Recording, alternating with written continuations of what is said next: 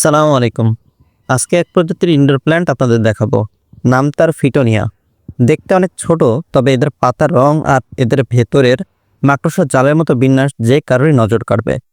গাছটি বিভিন্ন অফিস আদালতের ডেস্কের উপরে, বাসাবাড়ির বেলকনিতে, এছাড়া পড়ার টেবিলের এক কোণে সাজিয়ে রাখার মতো। একবার লাগানোর পরে নিয়মিত পানি দেওয়া ব্যতীত তেমন কোনো যত্ন এদের করা লাগে না। ফিটোনিয়া গাছ মৃদু আলো পছন্দ করে। সরাসরি সূর্যের আলোতে এদের পাতা পুড়ে যেতে পারে। আজকাল টেরোরিয়াম শিল্পের সবচেয়ে বেশি ব্যবহৃত গাছ হলো ফিটোনিয়া।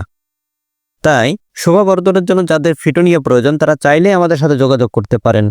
আমাদের ঠিকানা ডেসক্রিপশন বক্সে দেওয়া আছে। এবার আসি মূল ভিডিওতে। আজকে আমরা ফিটোনিয়ার ডাল থেকে কিভাবে চারা তৈরি করি সেটা আপনাদেরকে দেখাবো। তো মনোযোগ দিয়ে পুরো ভিডিওটি দেখুন। আর চ্যানেলে নতুন নতুন ভিডিও পেতে লাইক দিয়ে সাবস্ক্রাইব করে পাশে থাকা বেল বাটনে ক্লিক করে দিন। তো বন্ধুরা, প্রথমে আমরা মাতৃগাছ থেকে পরিপক্ক কিছু ডাল ধারালো কিছু দিয়ে ছোট ছোট করে কেটে নেব। এরপর ডালের নিচের দিকের কিছু পাতা ফেলে দেব। এতে করে ডালগুলো মিডিয়াতে বসাতে আমাদের অনেক সুবিধা হবে।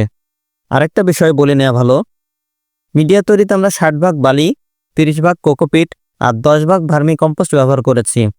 এবার আমরা ডালগুলো সুন্দরভাবে একটার পর একটা মিডিয়াতে বসিয়ে দেব।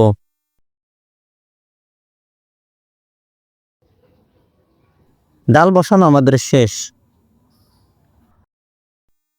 এবার আমরা একটি মগে পরিমাণ মতো পানি দিয়ে তার ভেতরে পরিমাণ মতো ফাঙ্গিসাইড ও রুট হরমোন মিশিয়ে ভালোভাবে নেড়ে নেব। রুট হরমোন পানিতে সহজে মিশতে চায় না, এজন্য একটি সময় নিয়ে আমরা মেশাবো। এবার মিশ্রণটিকে আমরা ডালের গোড়ায় ঢেলে দেব। সবশেষে আমরা একটি পলিব্যাগ দিয়ে পুরো ট্রেটাকে ঢেকে দেব, যাতে ভেতরে বায়ু চলাচল না করতে পারে। এভাবে প্রায় 25 থেকে 30 দিন একটি ছায়াযুক্ত স্থানে এটাকে রেখে দিলে ইনশাআল্লাহ শেকড় গজিয়ে যাবে। তো বন্ধুরা, গত 20-25 দিন আগে ঠিক একই নিয়মে আমরা কিছু ডাল বসিয়েছিলাম। সেগুলো আজকে আমরা চেক করে দেখব যে সেগুলো থেকে শিকড় গজিয়েছে কিনা। আলহামদুলিল্লাহ, প্রায়গুলোতেই শিকড় গজিয়েছে। তবে এটাকে আমরা আরো কিছুদিন এভাবে রেখে দিব, তারপরে আমরা রিপোর্ট করব। তো ধন্যবাদ সবাইকে আমাদের সাথে থাকার জন্য।